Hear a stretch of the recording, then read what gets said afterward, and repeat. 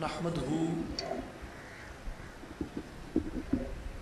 ونصلي على رسوله الكريم اما بعد فاعوذ بالله من الشيطان الرجيم بسم الله الرحمن الرحيم وَلَقَدْ أَهْلَكْنَا الْقُرُونَ مِنْ قَبْلِكُمْ لَمَّا ظَلَمُوا وَجَاءَتْهُمْ رُسُلُهُمْ بِالْبَيِّنَاتِ وَمَا كَانُوا لِيُؤْمِنُوا كَذَلِكَ نَجْزِي الْقَوْمَ الْمُجْرِمِينَ صدق الله العظيم وصدق رسوله النبي الكريم إن الله وملائكته يصلون على النبي يا أيها الذين آمنوا صلوا عليه وسلموا تسليما الصلاة والسلام عليك يا سيدي يا رسول الله وعلى آلك وأصحابك يا حبيب الله يا محبوب الله يا محمد رسول الله صلی اللہ علیہ وسلم. انتہائی واجب الاحترام قائد ما مرشد ما جانشین سلطان الفقر حضور حضرت سلطان محمد علی صاحب سرپرست اعلیٰ اصلاحی جماعت و عالمی تنظیم العارفین، تمام معزز و محترم مہمانان گرامی، بھائیوں بزرگوں، السلام علیکم ورحمۃ اللہ وبرکاتہ. آج کی یہ تقریب اصلاحی جماعت و عالمی تنظیم العارفین دربار عالیہ حضرت سلطان باہو رحمۃ اللہ علیہ برانچ شیخوپورہ کی جانب سے انعقاد پذیر ہے، اور آپ تمام بھائی اور بزرگ اس بات سے آگاہ ہیں کہ سلطان العارفین حضرت سلطان باہو رحمۃ اللہ علیہ کے آستانہ عالیہ سے یہ جماعت، یہ تحریک اور یہ تنظیم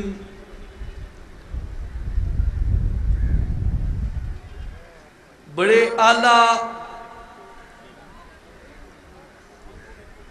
منزہ عزائم کو لے کے، مقاصد کو لے کے آگے بڑھ رہی ہے، جن میں بنیادی اولیاء کاملین کی تعلیمات کو قرآن مجید اور احادیث مبارکہ کی روشنی میں عوام الناس تک پہنچانا، اتحاد امت مسلمہ، استحکام اسلامی جمہوریہ پاکستان اور فلاح و تشکیل معاشرہ بنی نوع انسان،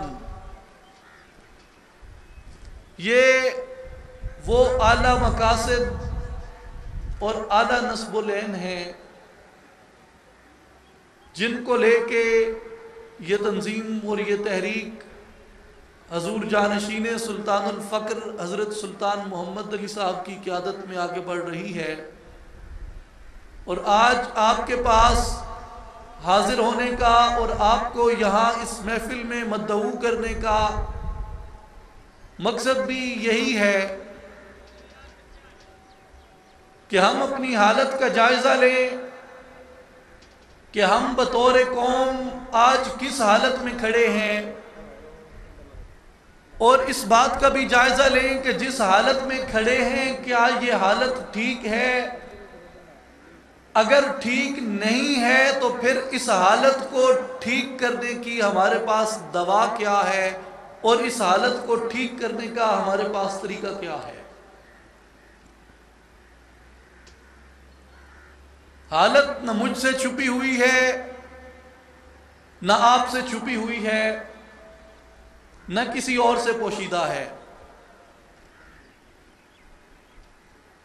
بطور مسلمان قوم اور بطور پاکستانی قوم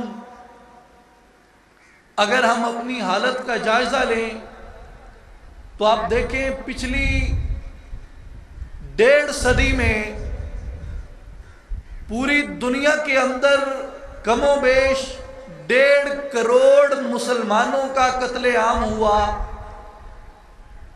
جو تاریخ انسانی کا سب سے بڑا جینوسائیڈ ہے،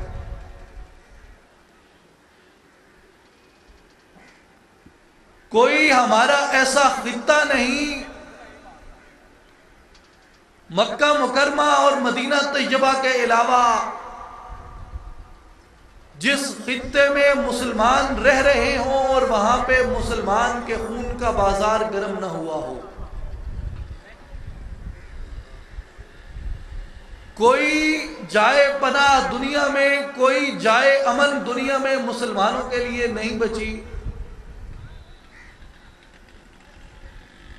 اور اس کے بعد جب ہم قدرتی آفات کی طرف، قدرتی مصیبتوں کی طرف دیکھتے ہیں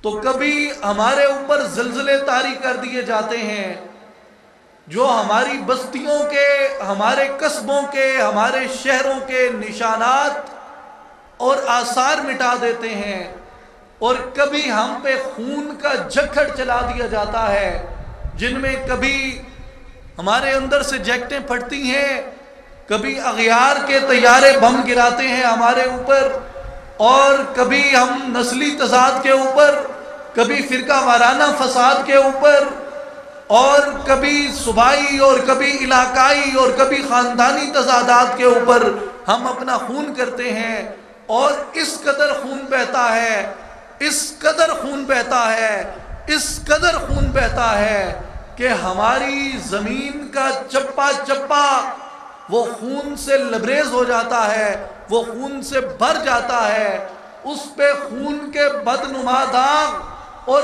دھبے لگ جاتے ہیں، اور جب خون کی سرخی اتنی پھیل جاتی ہے ہماری زمین کے اوپر، اللہ تبارک و تعالی ہمارے خون کے ان دھبوں کو مٹانے کے لیے، خون کے ان بدنما داغوں کو مٹانے کے لیے ہمارے اوپر سیلاب کی آفت نازل کرتا ہے، اور وہ سیلاب ان خون کے دھبوں کو بھی دھوتا ہے اور ہمارا بھی سب کچھ بہا کے لے جاتا ہے۔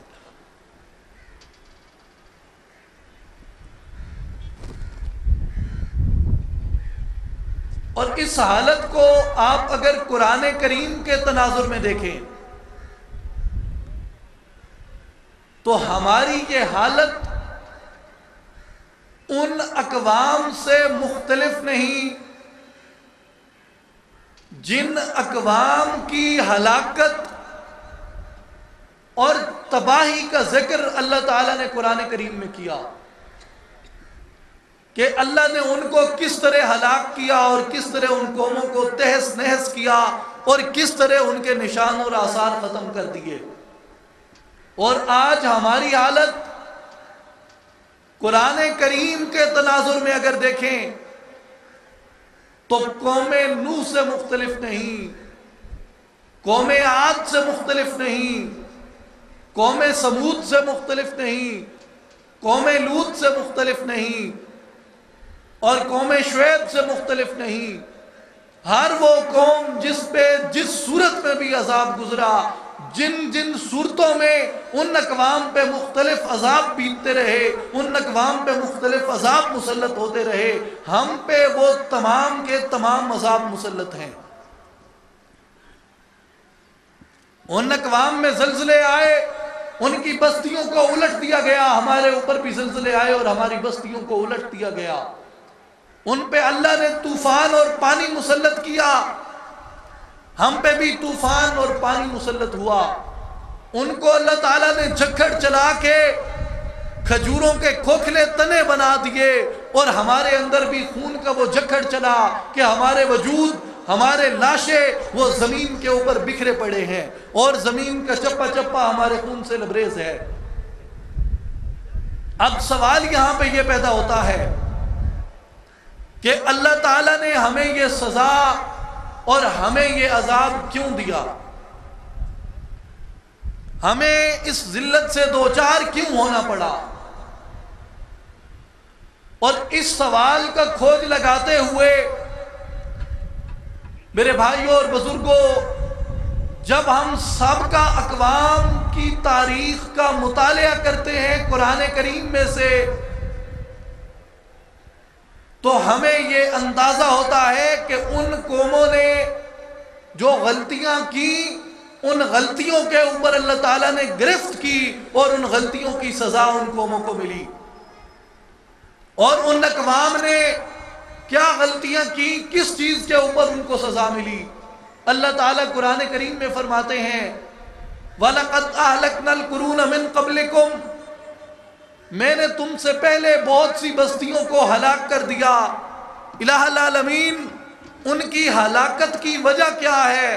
ان کو تو نے کیوں ہلاک کیا؟ اللہ تعالیٰ نے اس کے دو اسباب بیان کیے کہ اس کی دو وجوہات ہیں۔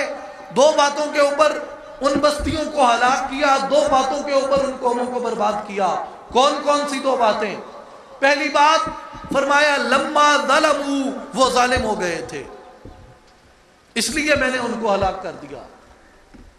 دوسری بات وجاءتهم رسلهم بالبينات وما كانوا ليؤمنوا، میں نے ان میں اپنے بندے بھیجے، اپنے پیغمبر بھیجے اپنی نشانیاں دے کے، لیکن وہ ایسے تھے ہی نہیں کہ میری نشانیوں کو مانتے۔ جب انہوں نے میری نشانیوں کو ماننے سے انکار کیا، جب انہوں نے میری نشانیوں کو جھٹلایا، فرمایا کذالک نجزی القوم المجرمین، اللہ تعالیٰ مجرم قوموں کو اسی طرح سزا دیتا ہے۔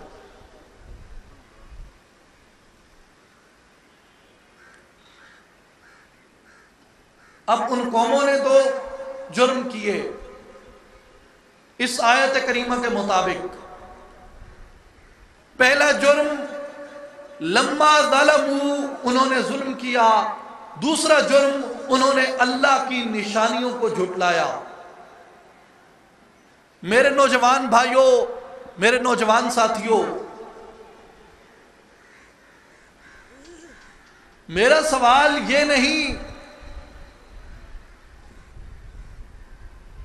کہ اس کے بعد ان اقوام کی حالت کیا ہوئی، یا ان کے نشان کدھر گئے، یا ان کے واقعے کی تفصیل کیا ہے۔ میرا سوال ان دو جرائم جو اللہ نے قرآن میں بیان کیے، ان دو جرائم کے تحت میرا سوال صرف یہ ہے کہ آج ہماری حالت جب ان اقوام کے مماثل ہے، ہم پہ انہی والی ذلت طاری ہے، ہم پہ انہی والا عذاب طاری ہے، کیا ہم انہی اقوام کے ان جرائم کا ارتکاب تو نہیں کر رہے؟ کیا ہم اسی غلطی کے مرتکب تو نہیں ہوئے جو غلطی ان اقوام نے کی؟ اور کیا ہم نے وہی جرم تو نہیں کیا جو جرم ان اقوام نے کیا؟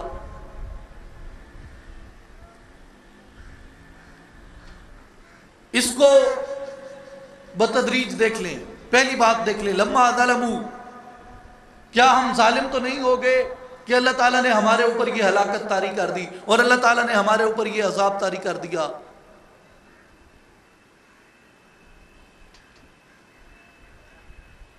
کیوں؟ یہ دیکھنا کیوں ضروری ہے؟ اس لیے کہ ہمیں آج اس عذاب سے نجات چاہیے، ہمیں آج اپنے مرض کا دوا چاہیے، اور مرض کا دوا دیکھنے کے لیے کبھی کبھی کڑوی گولیاں بھی نگلنی پڑتی ہیں۔ حقائق بڑے تلخ ہوتے ہیں اور سچ بڑا کڑوا ہوتا ہے، لیکن حقائق کو تسلیم کرنا پڑتا ہے اور سچ بولنا پڑتا ہے۔ آپ ظلم کو دیکھیں، ظلم دو طرح سے ہوتا ہے، کیونکہ ظلم کسی حق کے ساتھ کیا جاتا ہے، اور حق کی دو قسمیں ہیں، ایک حقوق العباد اور دوسرا حقوق اللہ۔ اور آپ ان دونوں میں دیکھیں، پہلے حقوق العباد کو دیکھیں مختصراً کہ حقوق العباد میں ظلم کیا کیا ہیں۔ خون ناحق، قتل ناحق، یہ ظلم ہے۔ اور کیا یہ ظلم ہمارے معاشرے میں نہیں ہو رہا؟ معاشرتی ناہمواری، طبقاتی تقسیم کسی مسکین کا حق مارنا، کسی غریب کا حق مارنا، کسی یتیم کا حق مارنا، کیا یہ ظلم نہیں ہے؟ اگر یہ ظلم ہے تو کیا یہ ظلم ہمارے معاشرے میں نہیں ہو رہا؟ آبرو ریزی، عصمت دری، کسی شریف النفس کی طرف، کسی تقدس مآب کی طرف میلی آنکھ سے دیکھنا، کیا یہ ظلم نہیں اس کی شرافت کے ساتھ؟ اور اگر یہ ظلم ہے تو کیا یہ ظلم ہمارے معاشرے میں نہیں ہو رہا؟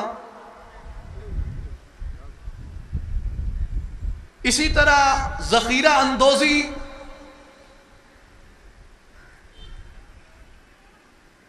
کیا یہ ظلم نہیں ہے معاشرے کے ساتھ؟ اگر یہ ظلم ہے تو کیا یہ ظلم ہمارے معاشرے میں نہیں ہو رہا؟ اللہ کے نام کو بیچ کے اپنا پیٹ پالنا، قرآن کو بیچنا، مسجد کو بیچنا،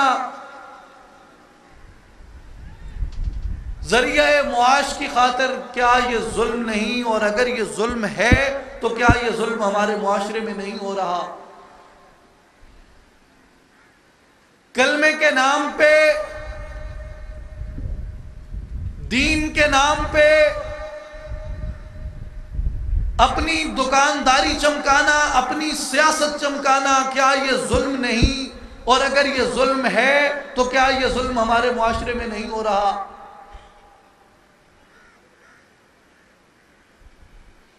یہ تو تھے حقوق العباد کے تحت آنے والی چیزیں۔ اب آپ حقوق اللہ کو دیکھیں، حقوق اللہ میں بڑی لمبی اس کی تفصیل ہے، مگر آج ایک چیز کی بات کرتے ہیں، ہمارا بنیادی حق، اللہ کا بنیادی حق جو ہمارے اوپر ہے، ہماری اساس، ہماری بنیاد، جس پہ ہماری اٹھان ہے، وہ ہماری اٹھان، وہ ہماری بنیاد، وہ ہماری اساس، وہ امانت، اللہ نے جس کا ہمیں امین بنایا، وہ خزانہ اللہ نے ہمیں جس کا محافظ بنایا، جس کا نگہبان بنایا، جس کا پاسدار بنایا، وہ سب سے پہلا حق اور وہ سب سے پہلی چیز وہ کلمہ طیبہ لا الہ الا اللہ محمد الرسول اللہ ہے۔ اور لا الہ الا اللہ محمد الرسول اللہ کے ساتھ ہم نے ظلم یہ کیا کہ ہم نے لا الہ الا اللہ محمد الرسول اللہ کو، جس کی ہم نے امانت داری کرنی تھی، جس کی ہم نے حفاظت کرنی تھی، جس کی ہم نے پاسبانی کرنی تھی، جس کی ہم نے پاسداری کرنی تھی، ہم نے ظلم یہ کیا کہ ہم نے اسی کلمے کو کئی حصوں میں اور کئی ٹکڑوں میں تقسیم کر دیا۔ اور کلمے کو تقسیم کرنا، بنیاد کو تقسیم کرنا، اس نگہبانی میں بدعہدی کرنا، اللہ کی اس امانت میں خیانت کرنا، اس خزانے کی حفاظت میں کوتاہی برتنا، لا الہ الا اللہ محمد الرسول اللہ کے تحت ایک دوسرے کے ساتھ تفریق کرتے ہوئے جھگڑا کرنا، لڑ مرنا، ایک دوسرے کو کافر اور مشرک کہنا، ایک دوسرے کو واجب القتل کہنا، کیا یہ ظلم نہیں ہے؟ اگر یہ ظلم ہے تو کیا یہ ظلم ہمارے معاشرے میں نہیں ہو رہا؟ ہماری اساس، ہماری بنیاد وہ لا الہ الا اللہ محمد رسول اللہ ہے، اور جب ہم اپنی اس اساس کو خدا کی حکم رسولی کرتے ہوئے، رسول اللہ کی نافرمانی کرتے ہوئے جب ہم اس کو تقسیم کر دیتے ہیں تو ہم یہ ظلم کرتے ہیں، اور اللہ کا یہ حکم ہے فَكَأَيٍّ مِّن قَرْيَةٍ أَهْلَكْنَاهَا فَهِيَ ظَالِمَةٌ، جو قومیں ظالم ہو جائیں اللہ ان قوموں کو برباد کر دیتا ہے اور ہلاک کر دیتا ہے۔ اور آج ہم نے اسی عمل کو جب اپنا شیوا بنا لیا تو آپ دیکھیں کہ پوری دنیا کے اندر ہمیں ذلت کا، رسوائی کا، عبرت کا نشان بنا دیا گیا۔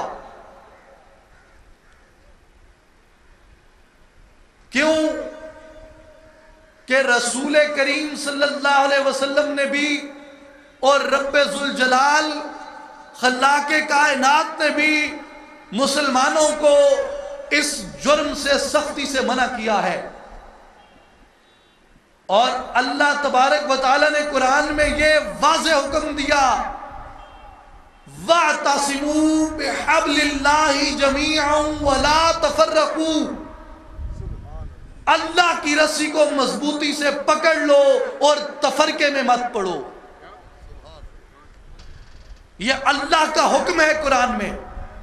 اللہ کی رسی کو مضبوطی سے پکڑ لو اور تفرقے میں مت پڑو. اور رسول کریم صلی اللہ علیہ وسلم آپ کیا فرماتے ہیں؟ جب آپ خطبہ حجت الوداع ارشاد فرماتے ہیں، خطبہ حجت الوداع وہ فضیلت ہے، وہ عالمگیر منشور ہے انسانیت کا کہ جب رسول اللہ خطبہ حجت الوداع ارشاد فرماتے ہیں، ارشاد فرما کے نیچے اترتے ہیں، جبریل امین وہی لے کے آتے ہیں اور رسول اللہ کو مبارک دیتے ہیں، نوید دیتے ہیں، خوشخبری دیتے ہیں کہ یا رسول اللہ، اللہ فرما رہا ہے الیوم اکملت لکم دینکم. آپ کے اس خطبے پہ اللہ کہہ رہا ہے کہ آج ہم نے دین کو مکمل کر دیا. وہ خطبہ جس پہ اللہ نے دین کو مکمل کیا، جس پہ اللہ نے دین کو مکمل ہونے کی مبارک دی، اس خطبے میں رسول اللہ کیا فرماتے ہیں؟ حضور رسالت مآب اپنی اونٹنی کسوہ پہ سوار ہیں اور اس جمع غفیر کو، ان جانثاران توحید کو حضور مخاطب فرماتے ہیں اور حضور رسالت مآب انہیں فرماتے ہیں میرے نوجوان بھائیوں، حضور رسالت مآب صلی اللہ علیہ وسلم کے ان الفاظ کو غور سے دیکھیے، غور سے سنیے اور پھر دیکھیے کہ کیا واقعی ہم ظلم کے مرتکب ہو رہے ہیں یا نہیں ہو رہے. حضور اس جمع غفیر کو، اس مجمع عام کو، اپنے ان نشاق کی اس محفل کو مخاطب کر کے حضور فرماتے ہیں اے لوگو میرے بعد گمراہ نہ ہو جانا کہ کہیں پھر تم آپس میں لڑنے نہ لگ جاؤ. میرے بعد گمراہ نہ ہو جانا کہ کہیں تم پھر آپس میں لڑنے نہ لگ جاؤ. اب خطبہ حجت الوداع کے مطابق، اس دستور کے مطابق جس دستور سے دین مکمل ہوا، اس دستور کے مطابق مسلمانوں کا آپس میں جھگڑا کرنا، مسلمانوں کا آپس میں لڑنا، یہ ہدایت ہے یا گمراہی ہے؟ اے لوگو گمراہ نہ ہو جانا کہ کہیں تم پھر میرے بعد آپس میں لڑنے نہ لگ جاؤ. حضور رسول اللہ صلی اللہ علیہ وسلم نے ہمیں اسی کلمے کے تحت، لا الہ الا اللہ محمد رسول اللہ کے تحت، ہمیں حضور نے چھوٹے چھوٹے قبائل سے نکالا، ہمیں چھوٹے چھوٹے گروہوں سے نکالا، ہمیں چھوٹے چھوٹے فرقوں اور چھوٹی چھوٹی فرقیوں سے نکالا، ہمیں جعلی، عارضی اور مصنوعی شناختوں سے نکال کے حضور رسالت مآب صلی اللہ علیہ وسلم نے پوری انسانیت کو یہ پیغام دیا کہ اب تم کسی گروہ میں تقسیم ہو کے نہیں رہو گے، اب تم کسی طبقے میں تقسیم ہو کے نہیں رہو گے، بلکہ اب تمہاری شناخت، بلکہ اب تمہاری لبادہ، بلکہ اب تمہارا اوڑھنا بچھونا وہ کلمہ طیبہ ہے اور تم تمام کے تمام ایک ہی ملت ہو. لیکن ہم نے تاریخ کے پہیے کو الٹا یوں چلایا کہ حضور نے ہمیں ان قبائلی شناختوں سے نجات دلائی، ان گروہی شناختوں سے نجات دلائی، ان تمام فروعی، عارضی، جعلی شناختوں سے ہمیں نجات دلا کے ایک ہی شناخت میں ضم کر دیا، لا الہ الا اللہ محمد رسول اللہ کی شناخت کے اندر. اور ہم نے پہیا الٹا اس طرح چلایا کہ رسول نے جو عمل کیا تھا ہم اس کے الٹ اٹھ کھڑے ہوئے، اور پھر ہم نے یہ کیا کہ ہمیں رسول جس چیز میں ضم کر گئے تھے ہم ادھر سے نکلے، اور پھر ہم نے قبائل کے لبادے اوڑھ لیے، ہم نے ذات پات کے لبادے اوڑھ لیے، ہم نے فرقوں کے لبادے اوڑھ لیے، ہم نے مختلف تفریقوں کی اور تقسیموں کی چادروں کو اپنے اوپر لے لیا، اور ہم نے مختلف چھوٹی چھوٹی مسلکی اور گروہی شناختوں کو اپنا لیا۔ جب ہم نے یہ شناختوں کو اپنا لیا تو پھر آپ دیکھیں پوری دنیا کے اندر ہمارا جتنا بھی زوال آیا، ہمارا جتنا بھی نقصان ہوا، میرے مسلمان ساتھیوں، میرے مسلمان نوجوان ساتھیوں، وہ تمام کا تمام نقصان، وہ تمام کا تمام خسارہ، وہ ہم نے اسی فرقہ واریت کی بنیاد پہ اٹھایا۔ آپ خلافت راشدہ کی طرف دیکھیں، خلافت راشدہ کیوں ٹوٹتی ہے؟ اسی فرقہ واریت کی وجہ سے۔ خلافت عباسیہ کیوں ٹوٹتی ہے؟ اسی فرقہ واریت کی وجہ سے۔ خلافت ہسپانیہ، اسپین میں مسلمانوں کا نام و نشان مٹا دیا جاتا ہے، ان کی نسلیں مٹا دی جاتی ہیں، ان کے آثار ختم کر دیے جاتے ہیں۔ کس بنیاد کے اوپر؟ اسی فرقہ واریت کی وجہ سے۔ اور آخری سلطنت اسلامیہ، آخری خلافت اسلامیہ، خلافت عثمانیہ، اس کو کس بنیاد پہ توڑا گیا؟ اسے بھی اسی فرقہ واریت نے توڑا کہ جب حکیم الامت حضرت علامہ اقبال اس وقت کا سیاسی تجزیہ کرتے ہیں کہ خلافت عثمانیہ کو کون لپیٹ رہا ہے، خلافت کی بساط کو کون لپیٹ رہا ہے، تو حضرت علامہ وہ تجزیہ کرتے ہوئے کہتے ہیں کہ بیچتا ہے ہاشمی ناموس دین مصطفیٰ، خاک و خون میں مل رہا ہے ترکمان سخت کوش، کہ ترکمان سخت کوش کو مارنے والے، خلافت کی پیٹھ میں خنجر گھونپنے والے، وہ کوئی اغیار نہیں ہے، وہ اپنے ہی مسلمان ہیں جو اس خلافت کی بساط کو لپیٹ رہے ہیں، جو اس خلافت کو توڑ رہے ہیں۔ اور آج بھی اگر آپ اس دور حاضر کے اندر دیکھیں، جہاں جہاں بھی مسلمانوں پر مظالم ڈھائے جا رہے ہیں، وہ اسی صورت میں ڈھائے جا رہے ہیں کہ مسلمانوں کو مختلف طبقوں کے اندر تقسیم کیا گیا، مسلمانوں کو مختلف مسالک کے اندر تقسیم کیا گیا، مسلمانوں کو مختلف فرقوں میں تقسیم کیا گیا۔ آپ عراق کی صورتحال کا جائزہ لیں، عراق کے اندر مسلمانوں کو 3 حصوں میں تقسیم کیا، ایک طرف شیعہ عراق، ایک طرف سنی عراق، ایک طرف کرد عراق، اور یہ 3 حصوں میں تقسیم کر کے وہاں پہ سامراجیوں کو یہ جرأت ہوئی کہ وہ 9 سال تک اپنے قدم وہاں جاڑ کے کھلے ہیں۔ اور یہی بات ہے افغانستان کے اندر، آپ دیکھیں وہاں پہ مسلمانوں کو اسی طرح تقسیم کیا گیا، ایک طرف طالبان، ایک طرف پشتون طاقت، ایک طرف پرشین طاقت، ایک طرف شیعہ طاقت، ایک طرف شمالی طاقت، اور یہ 3-4 گروہوں میں ان کو تقسیم کر کے وہاں پہ مسلمانوں کا قتل عام کیا جا رہا ہے۔ اور پھر آپ دیکھیں فلسطین کے مسئلے کو، کیا فلسطین کے اندر جو قتل و غارت ہو رہی ہے اس میں ہمارے کچھ عرب ممالک کی شہ اسرائیل کے ساتھ شامل نہیں؟ کشمیر کے اندر آپ دیکھیں، کیا کشمیر میں ہونے والے اس قتل عام کے اوپر ہمارے وہ مسلمان برادر اسلامی ممالک جن کے مظالم کا رونا ہم یہاں بیٹھ کے روتے ہیں، وہ کشمیر کے مسلمانوں کے خون کی بات نہیں کرتے؟ کیوں؟ کہ کہتے ہیں انڈیا کے ساتھ ہمارے تجارتی تعلقات خراب ہوں گے۔ آپ افغانستان میں دیکھیں، افغانستان میں جب جارحیت ہوتی ہے تو کیا اس جارحیت کو مسلمان ممالک نے سپورٹ نہیں کیا تھا؟ عراق میں جب مسلمانوں کا قتل عام ہوتا ہے تو کیا عراق کے مسلمانوں کے اس قتل عام میں مسلمان ممالک کی سپورٹ ان صہیونی، ان زائنسٹ، ان جابر اور استبدادی طاقتوں کے ساتھ کیا مسلمانوں کی سپورٹ نہیں تھی؟ یہ تمام کا تمام مسلمانوں کو صرف تقسیم کر کے ان کو مختلف فرقوں میں بانٹ کے یہ کیا جا رہا ہے۔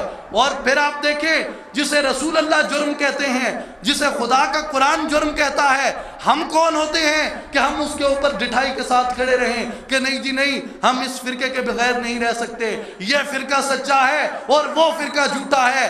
یاد رکھیں جب خدا کا یہ فرمان نازل ہوتا ہے الیوم اکملت لکم دینکم، کہ آج اللہ نے دین کو مکمل کر دیا ہے، کیا جس دن دین مکمل ہوا میرے نوجوان ساتھیوں، اس سوال کو اپنے پلے سے باندھ دو، اس بات کو اپنے پلے سے باندھ دو، اور یہی ہمارا رخت سفر ہے، یہی ہمارے مستقبل کی عکاسی ہے، یہی بات ہمارے مستقبل کی ترجمانی کرے گی۔ اگر ہم نے اس بات کی پاسداری کی ہمارا مستقبل روشن ہوگا، اگر ہم نے اس بات کی پاسداری نہ کی ہمارا مستقبل خطرے میں ہے، ہمارا مستقبل مشکوک ہوگا کہ جس دن اللہ نے یہ کہا کہ آج میں نے دین کو مکمل کر دیا ہے، سوال یہ ہے کہ جس دن دین مکمل ہوتا ہے کیا اس دن شیعہ تھے، کیا اس دن سنی تھے، کیا اس دن وہابی تھے؟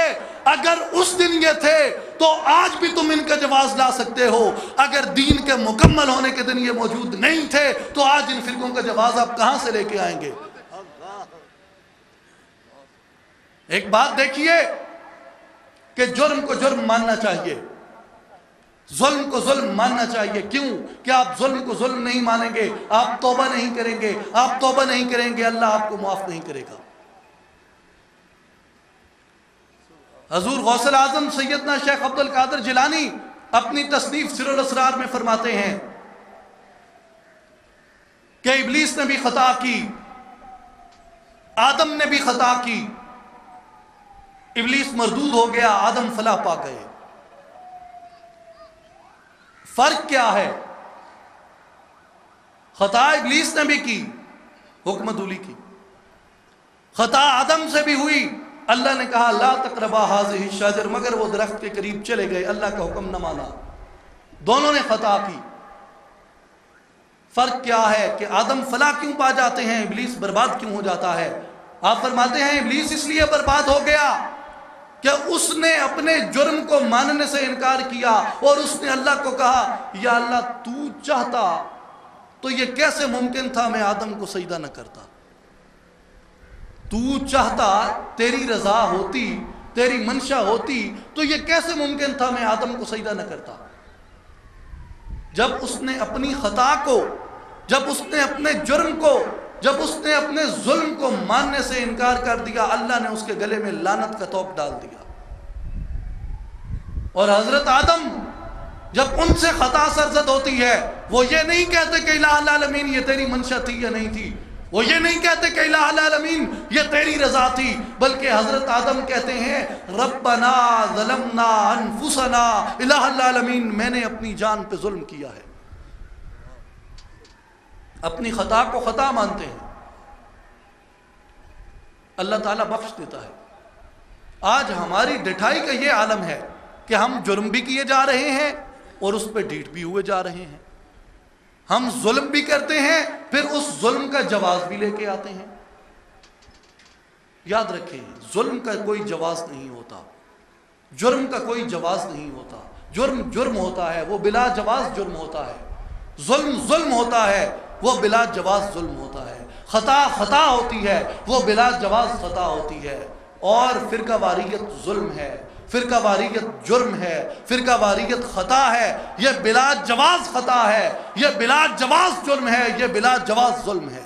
اور جب تک یہ ظلم ہم خدا کے کلمے سے کرتے رہیں گے، اپنی بنیاد، اپنی اساس لا الہ الا اللہ محمد رسول اللہ سے کرتے رہیں گے، اللہ کا یہ فرمان ہمارے اوپر لاگو رہے گا فَكَأَيٍّ مِّن قَرْيَةٍ أَهْلَكْنَاهَا فَهِيَ ظَالِمَةٌ، جو بستیاں ظالم ہو جائیں اللہ ان کو ہلاک کر دیتا ہے۔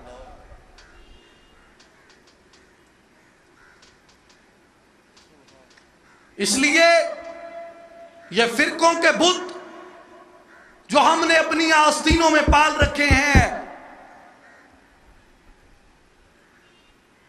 یہ بت جو ہم نے پال رکھے ہیں، یہ وقت آ گیا ہے کہ ان طبقاتی تفریقوں کو، ان لسانی اور مذہبی بتوں کو، ان فرقوں کو، ان تفرقوں کو اب توڑنا ہوگا اور اس شناخت کی طرف جانا ہوگا جو شناخت ہماری ملت ہے، جو شناخت اسلام ہے، جو شناخت لا الہ الا اللہ محمد رسول اللہ ہے۔ اور اسی لیے حکیم الامت علامہ اقبال رحمۃ اللہ علیہ فرماتے ہیں کہ یہ چھوٹے چھوٹے بت، ان سے نجات لے، ان سے خلاصی پا، اور کیا کر بتان رنگ و خون کو توڑ کر ملت میں گم ہو جاؤ، بتان رنگ و خون کو توڑ کر ملت میں گم ہو جا، نہ ایرانی رہے باقی، نہ تورانی نہ افغانی.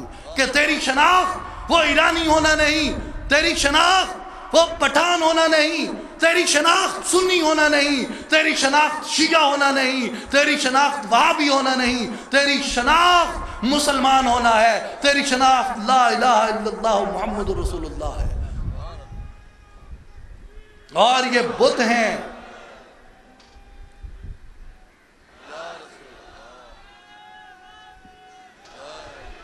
اور یہ بت جب تک نہیں ٹوٹتے، یہ بت جب تک نہیں ٹوٹتے، یہاں پہ کسی بہتری کے امکانات روشن نہیں ہو سکتے. یہ کشمکش، یہ تقسیم، یہ فتنے، یہ فساد جاری رہیں، آپ کس خیر کی توقع رکھیں گے اس معاشرے سے؟ یہ دور اپنے براہیم کی تلاش میں ہے، صنم کدا ہے جہاں لا الہ الا اللہ. اگرچہ بت ہیں جماعت کی آستینوں میں، مجھے ہے حکم اذان لا الہ الا اللہ. یہ نغمہ فصل گل و لالا کا نہیں پابند، یہ فصل گل و لالا، یہ تفرقے، یہ شیعیت، یہ سنیت، یہ وہابیت، یہ نغمہ فصل گل و لالا کا نہیں پابند. بہار ہو کے خزاں لا الہ الا اللہ. یہ وہ ظلم ہے، یہ وہ جرم ہے جس کی یہ سزا ہم بھگت رہے ہیں. اور جب تک ہم اس ظلم سے خلاصی نہیں لیتے، جب تک ہم ان تمام لبادوں کو، ان تمام شناختوں کو اتار نہیں پھینکتے اور ایک چھتری لا الہ الا اللہ محمد رسول اللہ کے نیچے جمع نہیں ہو جاتے، مسلمانوں ہماری تقدیر تبدیل نہیں ہو سکتی. اور میرے نوجوان ساتھیوں،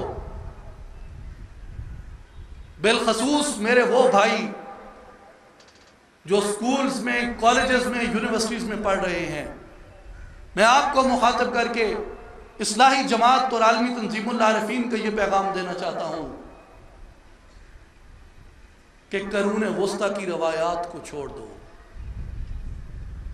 قرون وسطیٰ کے تقاضے نہیں چلیں گے، قرون وسطیٰ کے مباحث نہیں چلیں گے، قرون وسطیٰ کے مناظرے نہیں چلیں گے، قرون وسطیٰ کی یہ لسانی مذہبی تفریقیں نہیں چلیں گی.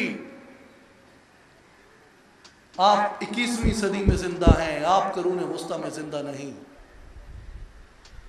ہر صدی اپنا تقاضا مانگتی ہے اور ہر صدی کا الگ تقاضا ہے. 21ویں صدی اپنے تقاضے چاہتی ہے، 21ویں صدی کے اپنے تقاضے ہیں.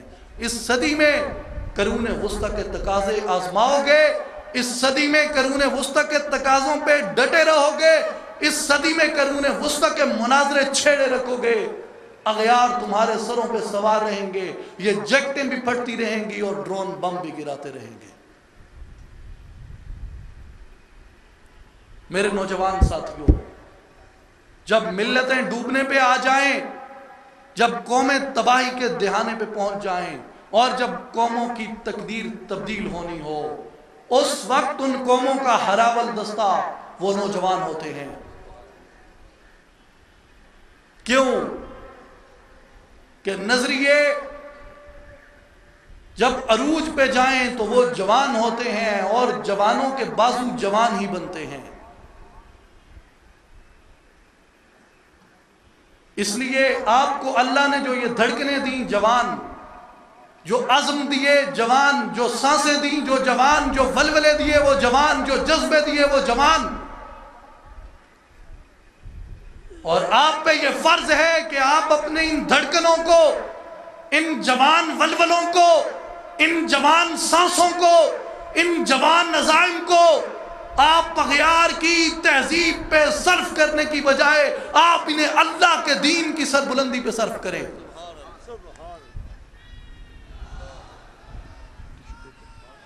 اور میرے بھائیوں، جب تک ہم اسے جرم نہیں مانیں گے، ہم توبہ نہیں کریں گے، جب تک ہم توبہ نہیں کریں گے، اللہ ہمارا یہ ظلم نہیں بخشے گا. یہ وقت ہے کہ ہم اپنے اس جرم کا انفرادی سطح پہ بھی اجتماعی سطح پہ بھی اعتراف کریں کہ الہ العالمین ہم نے تیری امت سے، ہم نے تیرے کلمے سے یہ ظلم کیا ہے، ہم اس سے تائب ہوتے ہیں۔ یہ ہمیں اجتماعی طور پہ بھی اور انفرادی طور پہ بھی ہمیں اس جرم کا اقرار کرنا ہے اور اللہ کی بارگاہ سے اس کی معافی طلب کرنی ہے۔ کسی سے مت ڈریں، کسی سے مت گھبرائیں۔ اللہ کا دین سر بلند رہنا ہے، سر بلند رہے گا۔ یہ فتنے یہ اٹھتے بھی رہے ہیں، دبتے بھی رہے ہیں، مگر 21ویں صدی کا سورج اسلام کی سر بلندی اور ملت کی یکجہتی کے ساتھ طلوع ہوا ہے۔ یہ قرون وسطیٰ کے پیدا کیے ہوئے فساد اللہ کے فضل و کرم سے آپ دیکھیں گے کہ یہ مٹ جائیں گے، مگر اس شرط پہ کہ ہم اس ظلم سے باز آ جائیں، کیونکہ اللہ ظالم بستیوں کو ہلاک کر دیتا ہے۔ اب آئیں اس آیت کے دوسرے حصے کی طرف۔ یہ تو ہماری وہ پہلی خطا ہے کہ جو اللہ نے کہا کہ میں ظالم بستیوں کو اجاڑ دیتا ہوں، یہ ہماری وہ پہلی خطا ہے کہ ہم نے ظلم کیا۔ دوسری بات، اللہ تعالیٰ نے فرمایا کہ وَجَاءَتْهُمْ رُسُلُهُمْ بِالْبَيِّنَاتِ وَمَا كَانُوا لِيُؤْمِنُوا، میں نے ان میں اپنے رسول بھیجے نشانیاں دے کے، لیکن وہ میری نشانیوں پہ ایمان نہ لائے۔ جب انہوں نے میری نشانیوں کو جھٹلایا، جب انہوں نے میری نشانی پہ ایمان نہ رکھا، جب انہوں نے میری نشانی پہ یقین نہ رکھا، جب انہوں نے میری نشانی کی تکذیب اور توہین کی، فرمایا کذالک نجزی القوم المجرمین، اللہ تعالیٰ مجرم قوموں کو اسی طرح سزا دیتا ہے۔ اب جس طرح ظلم پہ ہم نے یہ غور کیا کہ کیا ہم کسی ظلم کے مرتکب تو نہیں ہوئے، ایک لمحے کے لیے میرے پاکستانی بھائیوں اور دوستوں، بالخصوص میرے نوجوان ساتھیوں، آپ غور کیجئے کہ کیا ہم اللہ کی کسی نشانی کو جھٹلانے کے مرتکب تو نہیں ہوئے؟ کیا ہم نے اللہ کی کسی نشانی کی توہین تو نہیں کی؟ کیا ہم نے اللہ کی کسی نشانی کو جھٹلایا تو نہیں؟ آپ غور کیجئے، سوچئے کہ کس نشانی کو ہم نے جھٹلایا، کس نشانی کی ہم نے توہین کی، کس نشانی سے بدعہدی کے، بے وفائی کے ہم مرتکب ہوئے؟ ہم اس نشانی کو جھٹلانے کے مرتکب ہوئے اور ہم نے اس جرم کا ارتکاب کیا جو جرم حضرت صالح علیہ السلام کی قوم نے کیا تھا۔ جو جرم حضرت صالح علیہ السلام کی قوم نے کیا تھا۔ صالح علیہ السلام کی قوم کا جرم یہ تھا کہ قوم نے ایمان لانے کی جب بات کی تو انہوں نے شرط یہ رکھی کہ ہمیں کوئی معجزہ دکھایا جائے۔ معجزہ کیا ہو کہ جناب یہ پتھر کا پہاڑ ہے، اس سے کوئی جاندار چیز نہیں نکل سکتی۔ معجزہ یہ کریں کہ پتھر کے اس پہاڑ سے ایک جاندار اونٹنی نکلے اور چلتی ہوئی ہماری بستی میں آ جائے۔ اللہ کے نبی نے، اللہ کے پیغمبر نے، اللہ کے رسول نے ہاتھ اٹھائے، دعا کی اور معجزہ رونما ہوا کہ پتھر کا پہاڑ جس سے کسی جاندار کا نکلنا ناممکن تھا، اس پتھر کے پہاڑ سے اونٹنی نکلی اور چلتی ہوئی بستی میں آ گئی۔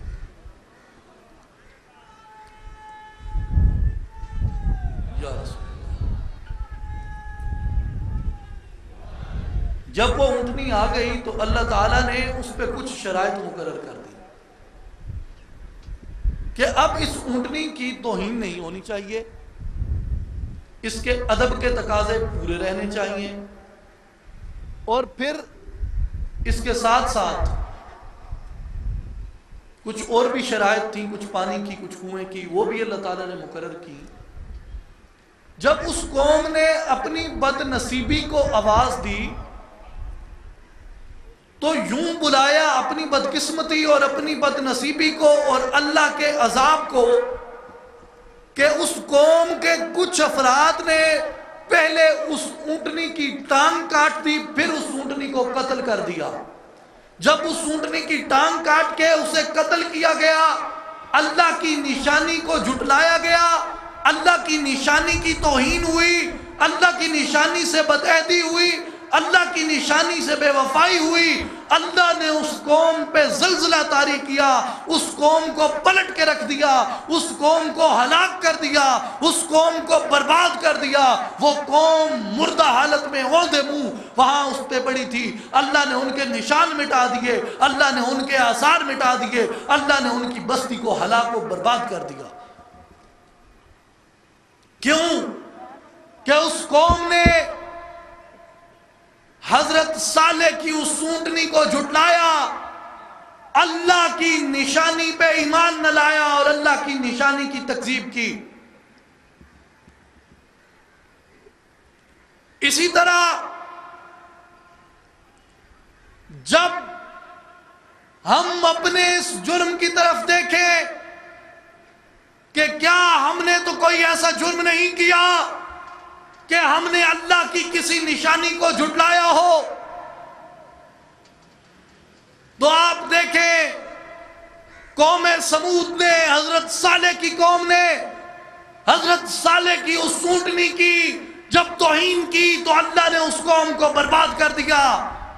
میرے پاکستانی بھائیوں اور بزرگوں، ہم نے بھی یہی ظلم کیا جو قوم سمود نے کیا کہ ہمیں اللہ تعالیٰ نے ایک نشانی عطا کی، ہمیں اللہ تعالیٰ نے ایک تحفہ عطا کیا، وہ تحفہ جو اللہ کے ولی، ایک مرد کامل، ایک عارف کامل کا خواب تھا، اور اس خواب کی تعبیر وہ حضرت صالح کی اس اونٹنی کی طرح رونما ہوتی ہے کہ مسلمانان ہند یہ سوچ نہیں سکتے تھے کہ فرنگی سامراج کے پہاڑ سے یا گاندھی سامراج کے پہاڑ سے ہمیں کوئی آزاد اسلامی مملکت مل سکتی ہے، لیکن وہی معجزہ رونما ہوا جو قوم سمود میں رونما ہوا۔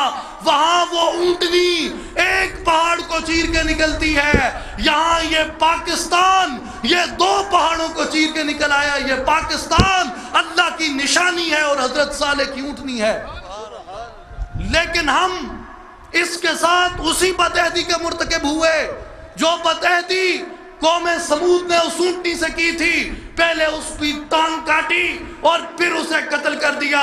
ہم نے بھی اسی ملک کی اسی طرح توہین کی کہ ہم نے پہلے اس کے ایک حصے کو کاٹ کے الگ کر دیا اور دوسرے حصے کے استحکام کے ہم در پہ ہو گئے۔ اور یہ وہ جرم ہے کہ اللہ تعالیٰ نے قرآن میں بارہا کہا، کئی مقامات پہ کہا کہ میری نشانیوں کو جھٹلاؤ گے تو ہلاک کر دیے جاؤ گے۔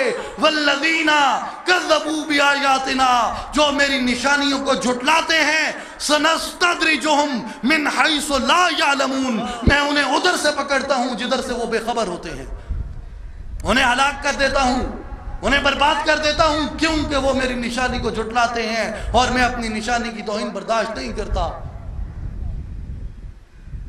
وَبِالْبَيِّنَاتِ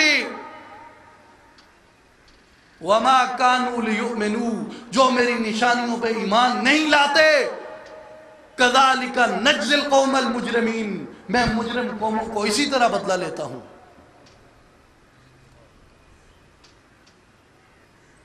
ہم نے کس عہد کے اوپر یہ پاکستان حاصل کیا؟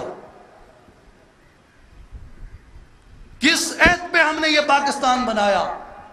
کس عہد پہ میرے اور آپ کے بزرگ اس کی تحریک میں شامل ہوئے؟ وہ عہد علامہ کا وہ نعرہ تھا کہ جسے زبور عجم میں بیان کرتے ہیں، این نکتہ کشائندہ اسرار نہانست، ادھر آ میں تجھے ایک نکتہ بتا دوں جو ایک بہت بڑے چھپے ہوئے راز کی نشاندہی کرتا ہے۔ کیا نکتہ ہے؟ کہا ملک است تن خاکی و دین روح روان است، کہ جو سلطنت ہے، جو ملک ہے، یہ خاکی وجود کی مانند ہے۔ جس طرح خاکی وجود کو زندہ رہنے کے لیے، قائم رہنے کے لیے روح کی ضرورت ہے، سلطنت کو قائم رہنے کے لیے روح کی ضرورت ہے۔ اور اے علامہ، اس سلطنت کی روح کیا ہو سکتی ہے؟ کہا ملک است تن خاکی و دین روح روان است، اس ملک کی، سلطنت کے وجود کی روح اللہ کا دین ہے۔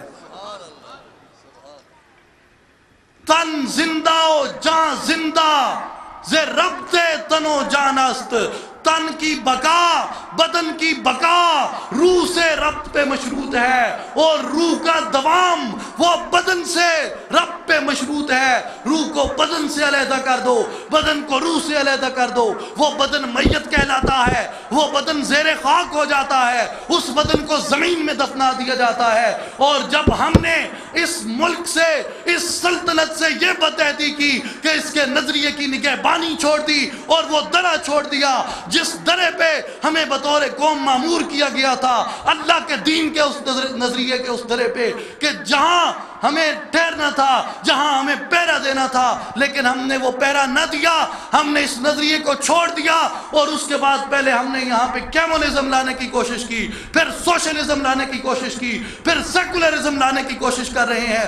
یاد رکھیں، یاد رکھیں، آزما لیں اس بات کو، آزمائی ہوئی بات ہے۔ تاریخ اس بات کی گواہی دیتی ہے کہ اس نظریے سے جب ہم ہٹے، ہمارا ایک حصہ کٹ کے علیحدہ ہو گیا، ہمارے ایک حصے میں بغاوت شروع ہو گئی۔ کیوں؟ ہم نے انہیں کس نعرے پہ اکٹھا کیا تھا؟ ہم نے انہیں کس نعرے پہ اپنے ساتھ بلایا تھا؟ جب پاکستان کی تحریک چلی، آپ کے اور میرے بزرگوں کا نعرہ کیا تھا؟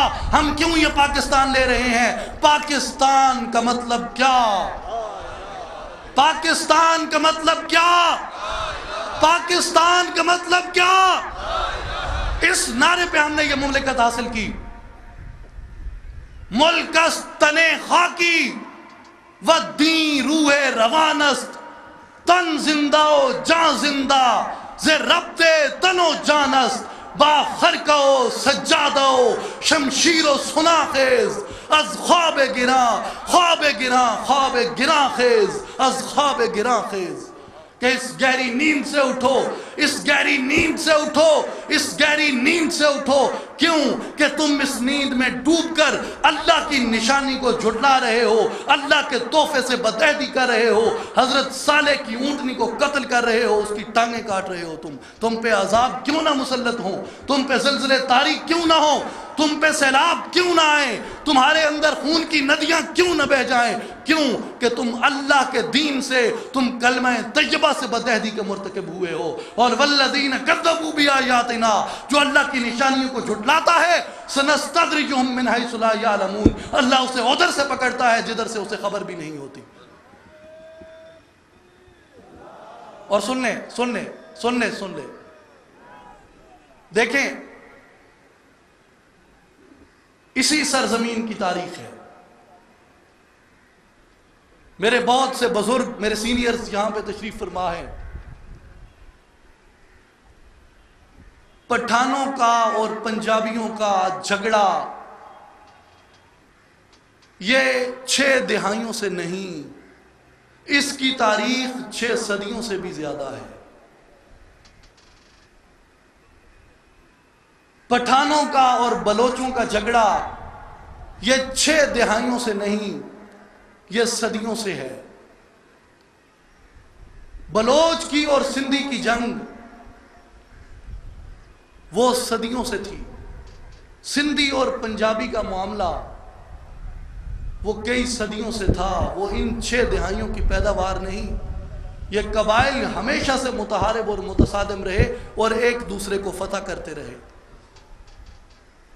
بنگالی، ان کا کوئی رشتہ ادھر نہ تھا، ہمارا کوئی رشتہ ادھر نہ تھا، کوئی زمینی رابطہ نہیں۔ ہم کس چیز کے اوپر اکٹھے ہوئے اور وہ ہم سے کٹ کے الگ کیوں ہوئے؟ ہم اکٹھے ہوئے پاکستان کا مطلب کیا؟ لا الہ الا اللہ۔ اور دوسرا جو ہمارا نعرہ تھا کہ تیرا میرا رشتہ کیا، تیرا میرا رشتہ کیا، تیرا میرا رشتہ کیا، تیرا میرا رشتہ کیا، لا الہ الا اللہ۔ اس لا الہ الا اللہ محمد الرسول اللہ پہ ہم اکٹھے ہوئے، اور ہم اکٹھے ہوئے، ہماری اولین کی عادت جب اس دنیا سے چلی جاتی ہے، اس کے بعد یہاں پہ جو لوگ آئے انہوں نے اس نظریے سے پاسداری نہ کی، اور جب انہوں نے اس نظریے سے وفاداری نہ کی، ہمارے وہی بنگالی ہم سے کٹ گئے، ہمارے وہی بلوچ بھائی انہوں نے بغاوت بپا کر دی۔ کیوں؟ وہ آپ کے ساتھ سیکولرزم کی بنیاد پہ اکٹھے نہیں ہوئے تھے، وہ آپ کے ساتھ سوشلزم کے نعرے پہ اکٹھے نہیں ہوئے تھے، وہ آپ کے ساتھ کلمہ طیبہ پہ اکٹھے ہوئے تھے۔ اور یہ بات ذہنوں میں بٹھا لیں کہ آج آپ احد کا واقعہ ریپیٹ کر رہے ہیں۔ ہم نے غزوہ احد کی تاریخ دوبارہ دہرا دی۔ کیسے؟ رسول اللہ صلی اللہ علیہ وسلم نے 50 تیر انداز مقرر کیے کہ اس درے عنین کے اوپر کھڑے ہو جاؤ، 2 آنکھوں والے درے کے اوپر یہاں کھڑے ہو جاؤ غزوہ بدر کے موقع پہ، اور یہ کہا جب تک تم یہاں ڈٹے رہو گے ہم غالب رہیں گے۔ جب مسلمان جنگ جیت جاتے ہیں، کفار کا لشکر پسپا ہوتا ہے، تو اس وقت وہ مسلمان جو اس درے کی حفاظت پہ کھڑے تھے وہ اس درے کو چھوڑ کے نیچے اتر آتے ہیں، اور دشمن نے دیکھا کہ یہ درہ خالی ہو گیا، دشمن نے عقب سے حملہ کیا اور اسی درے سے مسلمانوں پہ حملہ کیا اور مسلمانوں کی فتح کو شکست میں بدل دیا۔ ہم نے اس نظریے کے اوپر جب شاندار جدوجہد آزادی جیت لی، جب جنگ آزادی جیت لی، گاندھی سامراج، فرنگی سامراج وہ دم بخود رہ گئے کہ یہ ہو کیا گیا، یہ بن کیسے گیا، ایک دبلے پتلے آدمی کے استدلال کس طرح قائم ہو گئے۔ تو اس کے بعد ہم نے جب یہ جنگ جیت لی تو اس نظریے کا وہ درہ، نظریے پاکستان کا وہ درہ، اس درے کو چھوڑ کے ہم نیچے اترے، اور ہمارے دشمن نے دیکھا کہ نظریے کا درہ خالی ہو چکا، عقب سے حملہ کیا اور ہماری فتح کو شکست میں تبدیل کر دیا۔ اگر استحکام چاہیے، اگر بقا چاہیے پاکستان کی، تو یاد رکھیں یہ دین کے نام پہ حاصل ہوا تھا، یہ دین کے نام پہ قائم رہے گا، اور جب اللہ نے دین مکمل کر دیا، الیوم اکملت لکم دینکم، پھر اس کی سلطنت میں کوئی اور ازم پریکٹس نہیں ہو سکتا، نہ کمیونزم آ سکتا ہے، نہ سوشلزم آ سکتا ہے، نہ سیکولرزم آ سکتا ہے۔ دین مکمل ہو گیا تو اس دین میں کسی ازم کی گنجائش نہیں رہی، ازموں سے پاک ہو گیا وہ دین، کوئی ازم نہیں رہا، نہ بلوچی ازم، نہ عربی ازم، نہ عجمی ازم، نہ گورا ازم، نہ کالا ازم، نہ سردار ازم، نہ غلام ازم، سب ازم ختم ہو گئے۔ نہ بریلوی ازم رہا، نہ دیوبندی ازم رہا، نہ شیعہ ازم رہا، نہ وہابی ازم رہا، ایک دین ہے اللہ کا، وہ ہے اسلام۔ ان الدین عند اللہ الاسلام، بے شک اللہ کے نزدیک دین اسلام ہے۔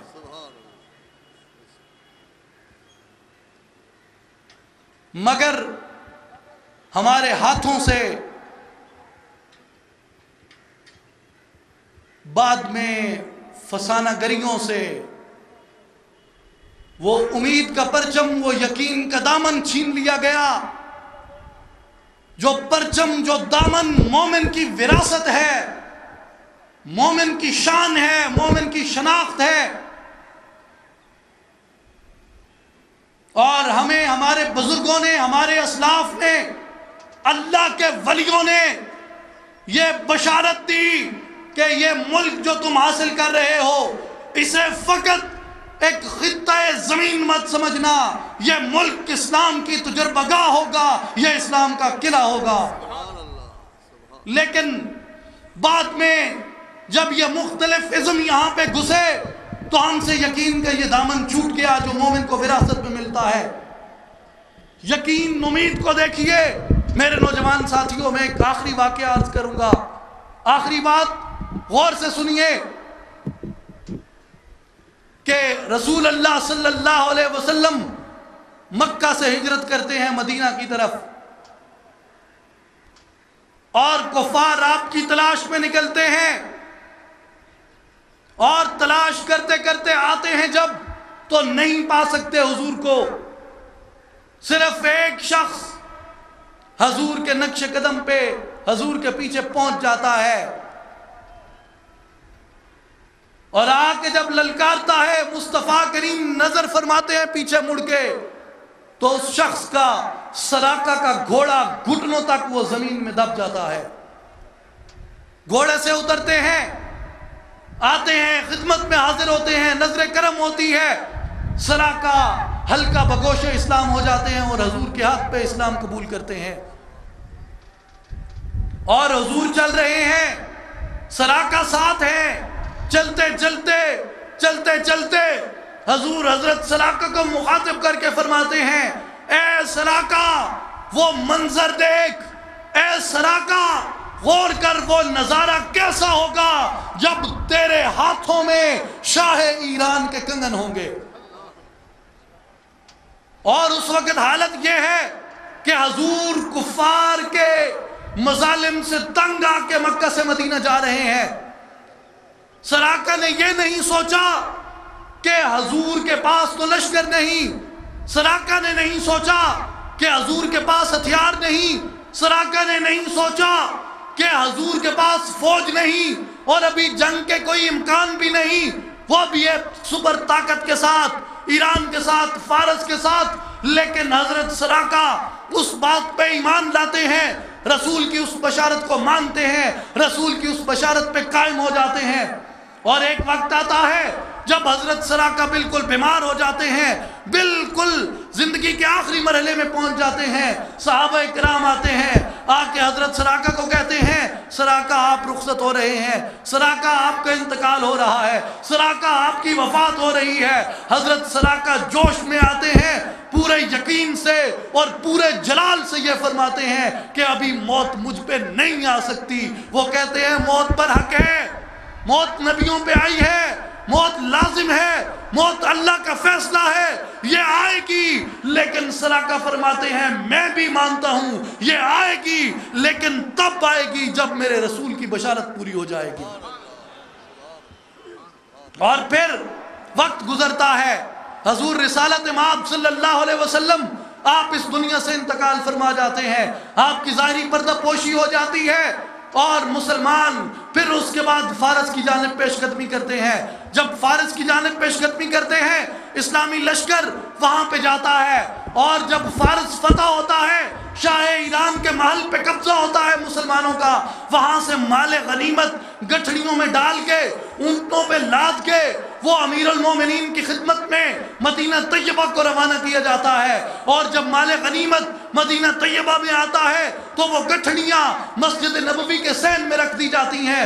سیدنا عمر فاروق رضی اللہ تعالیٰ عنہ آپ آتے ہیں، آپ گٹھڑی کھولتے ہیں، اوپر کی وہ بڑی بڑی گٹھڑی جب کھولتے ہیں، حضرت عمر فاروق ندا لگاتے ہیں سراقہ کو بلاؤ۔ سراقہ کو بلایا گیا، سراقہ حاضر ہوئے، اے عمر کیا بات ہے؟ عمر فرماتے ہیں سراقہ اپنے ہاتھ آگے کرو، آج میرے مصطفیٰ کی بشارت پوری ہوگی۔ میرے مصطفیٰ نے کہا تھا تیرے ہاتھوں میں شاہ ایران کے کنگن ہوں گے، یہ لے یہ شاہ ایران کے کنگن اپنے ہاتھوں میں پہن اور میرے مصطفیٰ کی بشارت پوری ہو جائے گی۔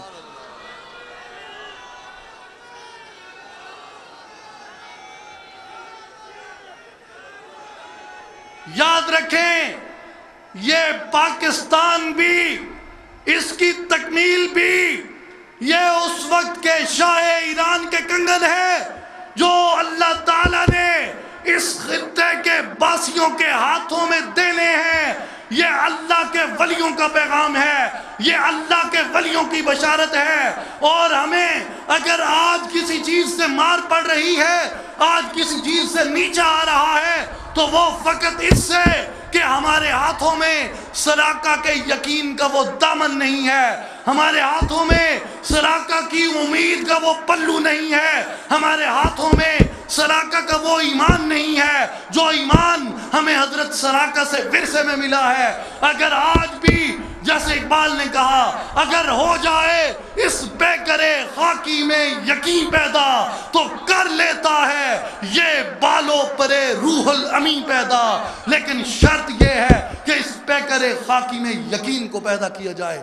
جب تک اس پیکر خاکی میں یقین نہیں آتا، جب تک امید نہیں آتی، جب تک استقلال نہیں آتا، جب تک اعتماد نہیں آتا، جب تک اللہ کی ان نشانی کے اوپر، جب اللہ کے ولیوں کی اس بشارت پہ اوپر ہمارا وہ ایمان پختہ نہیں ہوتا، میرے بھائیوں، میرے بزرگوں، میرے نوجوان ساتھیوں، آپ یقین کیجئے کہ اس وقت تک ہماری تقدیر نہیں بدل سکتی، لیکن آج اگر ہم وہ سراقہ کے ایمان کا دامن پکڑ لیں، وہ سراقہ کے یقین کا دامن پکڑ لیں، حضرت سراقہ کی امید کا دامن پکڑ لیں، تو ہمارے بزرگوں نے جو کہا وہ انشاءاللہ سچ ہوگا، وہ انشاءاللہ سچ ہوگا، وہ انشاءاللہ پورا ہوگا۔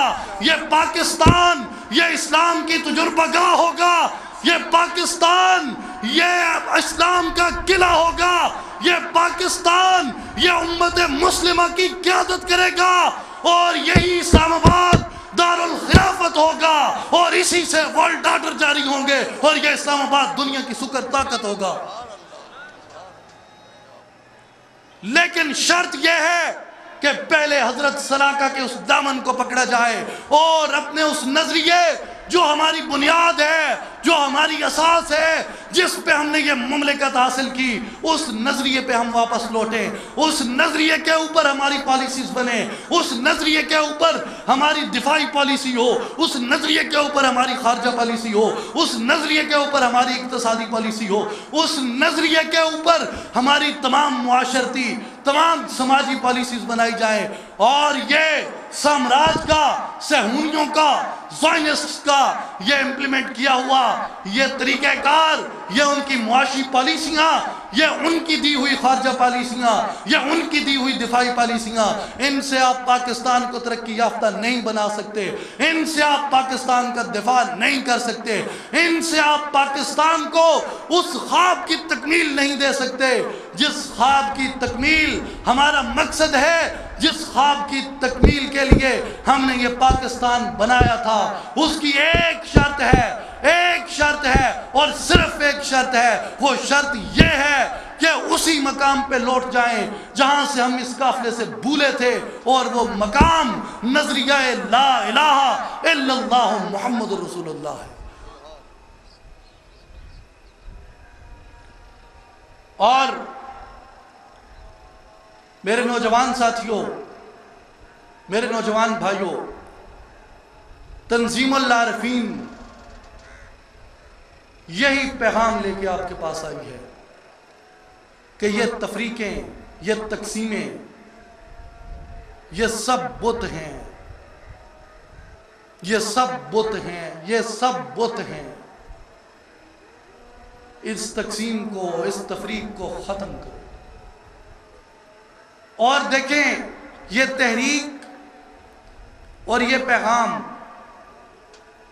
آپ چاہے کسی مکتبہ فکر سے تعلق رکھتے ہو، آپ کسی نظریے سے تعلق رکھتے ہو، آپ کی کوئی سوچ ہو، آپ کا کوئی طبقہ زندگی ہو، یہ پیغام اللہ کا پیغام ہے، یہ پیغام قرآن کا پیغام ہے، یہ پیغام خطبہ حجت الوداع کا پیغام ہے، جسے آگے پہنچانا یہ صرف میری ذمہ داری نہیں، یہ ہم سب کی ذمہ داری ہے۔ اور اس دو سانسوں کی زندگی پہ کیا بھروسہ ہے؟ ایک سانس اوپر ہے، ایک نیچے ہے، اللہ کا حکم آیا، اوپر کا سانس اوپر رہ جائے گا، نیچے کا سانس نیچے رہ جائے گا، اور یہ عمارت دھڑام سے گر جائے گی اور اسے تہہ خاک کر دیا جائے گا۔ اور کل ہم جب رسول اللہ کی بارگاہ میں جائیں گے، حشر کے دن اللہ کی عدالت میں مقام محمود پہ حضور تشریف فرما ہوں گے، اگر ہم وہاں پہ بغیر تیاری کے جاتے ہیں. اور اگر رسول اللہ صلی اللہ علیہ وسلم ہم سے اپنے کسی بھی امتی سے یہ پوچھ لیں کہ تجھے پتا ہے مجھے تم سے کتنا پیار ہے، اندازہ ہے آپ کو؟ حضور فرمائیں گے کہ میں پیدا ہوا تو مجھے پیدا ہوتے ہی میں نے تیرے ساتھ اپنے پیار کا اظہار کیا، اور میں نے پیدا ہوتے ہی اپنی امت کا غم و فکر کیا. میں بچپن میں تھا، مجھے تیرا غم و فکر تھا. میں لڑکپن میں تھا، مجھے میری امت کا غم و فکر تھا. میں جوانی میں آیا، مجھے میری امت کا غم و فکر تھا. میری بعثت ہوئی، نبوت کا اعلان ہوا، مجھے تیرا غم و فکر تھا. اور جب رسول فرمائیں گے کہ میں جب معراج پہ گیا، سدرۃ المنتہا سے آگے مقام کعبہ قوسین پہ اللہ کے انوار و تجلیات کو بلا حجاب سامنے دیکھ رہا ہوں. اللہ فرماتا ہے محبوب کیا چاہیے؟ مجھے تیرا غم و فکر ہے. میں جب رخصت ہونے لگا دنیا سے، مجھے تیرا غم و فکر ہے. تو جس زمانے میں تھا، تو جس عہد میں تھا، میری امت زوال میں تھی، اور مجھے اپنی اس امت سے اتنا پیار تھا کہ میری زندگی کی کسی سانس سے بھی میں نے اس کے غم و فکر کو جدا نہیں کیا. تم نے میری امت کی خاطر کیا کردار ادا کیا؟ صرف اتنا سوچ لیں کہ حضور کے اس سوال کا جواب ہم حشر کے دن کیا دیں گے. بس کیا ہم نے تیاری کی ہے؟ وہاں پہ ہم کیا کہیں گے حضور کی بارگاہ میں؟ یا رسول اللہ صلی اللہ علیہ وسلم، مجھے تو احساس نہیں تھا کہ آپ کی امت پہ اتنا کڑا وقت آ چکا ہے، آپ کی امت پہ اتنے زوال کا وقت ہے. یا رسول اللہ، میں تو یہی سمجھ رہا تھا کہ اسی فرقہ واریت میں اور اسی فرقہ بندی میں اور اسی گروہ بندی میں اس امت کی بقا ہے. یہ جواب دو گے حضور کی بارگاہ میں؟ کیا جواب دو گے؟ یا رسول اللہ، مجھے تو احساس ہی نہیں تھا آپ کی امت تو آپ کی ذمہ داری تھی، میری ذمہ داری تو میرے اپنے پیٹ کی پوجا تھی، میں وہ کر رہا تھا. یہ کہیں گے حضور کی بارگاہ میں؟ کیا کہیں گے؟ جواب کیا دیں گے؟ یا رسول اللہ، میرے زمانے میں سود کا کاروبار بڑا اچھا تھا، میں نے کہا بال بچے کی روزی کمائی کے لیے تھوڑا سا یہ کاروبار بھی کر لیا جائے. مجھے تو آپ کی امت کا کوئی غم و فکر نہیں تھا. یہ جرت ہے، یہ کہہ لو گے حضور کی بارگاہ میں؟ یہ تیاری کر رہے ہیں ہم حضور کی بارگاہ میں جانے کی. کیا تیاری ہے ہماری وہاں جانے کی؟ اور ہم یہاں بیٹھ کے دعائیں مانگتے ہیں، یا اللہ حضور کی زیارت نصیب فرما، یا اللہ حضور کی زیارت نصیب فرما. آمین. اللہ تعالی ہم تمام مسلمانوں کو حضور کی زیارت نصیب فرمائے. لیکن خدا کرے کہ حضور کی زیارت نصیب ہو اور حضور سب سے پہلے یہ سوال کرے کہ میری امت کے لیے تیرا کیا کردار ہے. ہم کیا کہیں گے؟ یا رسول اللہ، میں تو اپنی نوکری میں لگن تھا، یہ امت تو میری ذمہ داریوں میں ہی نہیں تھی. میرے ذمہ تو یہ دفتر کی فائلیں سمیٹنا، اس کو پکڑنا، اس کو ادھر کرنا، اس کو ادھر کرنا، یہ تھا. یہ جواب ہوگا حضور کی بارگاہ میں؟ یا رسول اللہ، مجھے تو اپنے ووٹروں کی فکر تھی، کسی پہ جھوٹا پرچہ کروانا تھا، کسی کو کچہری میں بندھوانا تھا، کسی کو ادھر کرنا تھا، کسی کے حق پہ قبضہ کرنا تھا، کسی کا حق میں نے مارنا تھا، کسی کے پلاٹ پہ قبضہ تھا، کسی یتیم سے زیادتی کرنی تھی. مجھے تو پرواہ ہی نہیں تھی اس امت کے غم و فکر کی. یہ کہیں گے حضور کی بارگاہ میں؟ یہ تیاری ہے ہماری حضور کی بارگاہ میں جانے کی؟ یہ تیاری ہے ہماری اللہ کی عدالت میں جانے کی؟ کیا تیاری ہے ہماری؟ کیا کیا ہے ہم نے؟ ظلم تو وہ ہم کرتے ہیں، اس کی نشانیوں کو جھٹلانا تو وہ ہم جھٹلاتے ہیں. کون سا منہ لے کے ہم جائیں گے؟ میرے بھائیوں، میرے نوجوان ساتھیوں، در جوانی توبہ کردن شیوائے پیغمبری. جوانی میں توبہ کرنا، جوانی میں اپنی لو اللہ سے لگانا، یہ انبیاء کی سنت ہے، یہ پیغمبروں کا شیوا ہے. وقت پیری گرگ ظالم نی شود پرہیزگار. بڑھاپے میں تو بھیڑیا بھی ظلم کرنا چھوڑ دیتا ہے، تو سدھر گیا تو کیا ہو جائے گا؟ میرے نوجوان ساتھیوں، آج تنظیم العارفین اصلاحی جماعت یہی پیغام لے کے آپ کے پاس آئی ہیں کہ خدا را اٹھیں اور حضور کی بارگاہ میں جانے کی، اللہ کی عدالت میں جانے کی وہ تیاری کریں. اور ہم نے جو ظلم اپنا رکھا ہے، کلمے کو تقسیم کر کے اس ظلم کو چھوڑیں، اس تقسیم کو چھوڑیں، اس تفریق کو چھوڑیں. اور اللہ کی نشانیوں کو ہم جھٹلاتے ہیں، انہیں جھٹلانا چھوڑ دو. اور اللہ کے نام پہ جو ملک حاصل کیا تھا اس ملک کے ساتھ وفا کرو، اللہ کے اس دین سے وفا کرو. اور اللہ کے دین کا وہ نظریہ جو دائمی ہے، عالمگیر ہے، جس کے تجربے کے لیے یہ سلطنت حاصل کی تھی، اس کے بغیر یہ نہ باقی رہا نہ یہ رہ سکتا ہے. ایک ہی شرط پہ رہ سکتا ہے کہ اس دین کا نفاذ اس میں 21ویں صدی کے تقاضوں کے مطابق کیا جائے. اور اس لیے ہمیں اٹھنا ہوگا، بات کرنی ہوگی. آپ اس مشن کو لے کے، اس پیغام کو لے کے اپنے محلے میں جائیں، اپنے گھروں میں جائیں، اپنے عزیز و اقارب کے پاس جائیں، ان کو جا کے آپ اس چیز کے اوپر بتائیں کہ خدا کا قرآن کیا کہتا ہے، ظلم مت کرو. اور کلمے کو تقسیم کرنا، فرقہ واریت میں پڑ جانا، یہ سب سے بڑا ظلم ہے. اور ظالم کی سزا یہ ہے، کذالک نجزی القوم المجرمین. اللہ تعالیٰ مجرم قوموں سے یہی بدلہ لیتا ہے کہ ان کو ہلاک کر دیتا ہے.